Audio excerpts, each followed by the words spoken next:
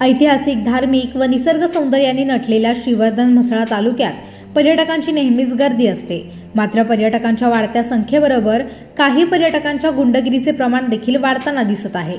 मद्यपी आणि नशेत धुंद असलेल्या तरुणांनी सलीम घनसाळ यांच्या डोक्यात दगड घालून त्यांना गंभीर जखमी केले आहे।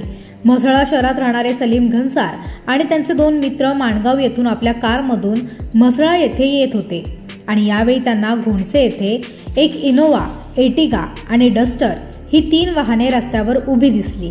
त्यांच्यात काही भांडणं सुरू असल्याचे त्यांच्या निदर्शनास आले।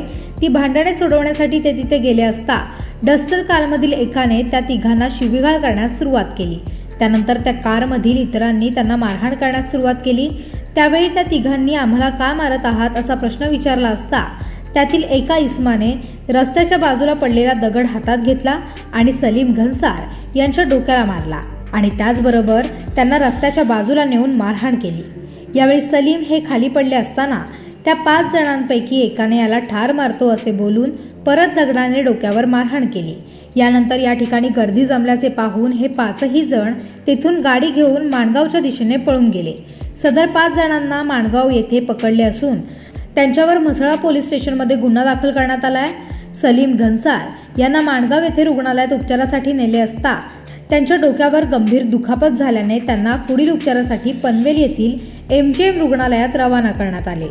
सहाय्यक पोलीस निरीक्षक संदीप कहाळे यांनी या घटनेनंतर शांतता आणि सुव्यवस्था राखण्यासाठी आवाहन केले आहे। काल घडलेल्या घटनेची आपण काय माहिती देऊ शकता? कल हम लोग मानगांव गए थे। मानगांव से आ रहे थे, जब गुंसा घाट में हमारे को जो 3 गाड़ी वाले थे वो हमारे ओवरटेक करके गए। उसके बाद में वो जो इनोवा वाले ने डस्टर वाले को रुका है, उनका लफड़ा चालू था। तो हम लोग गए वहाँ पे देखने के लिए, तो उन लोग को मारते मारते उन लोग को हम लोग ने छुड़ा है। तो उसके बाद उनने हमको मारे डायरेक्ट। सलीम भाई के सर पे पत्थर मारे। उनके बाद में उनको हॉस्पिटल में लाए मसला में, उनके बाद अभी MGM में ले जाए।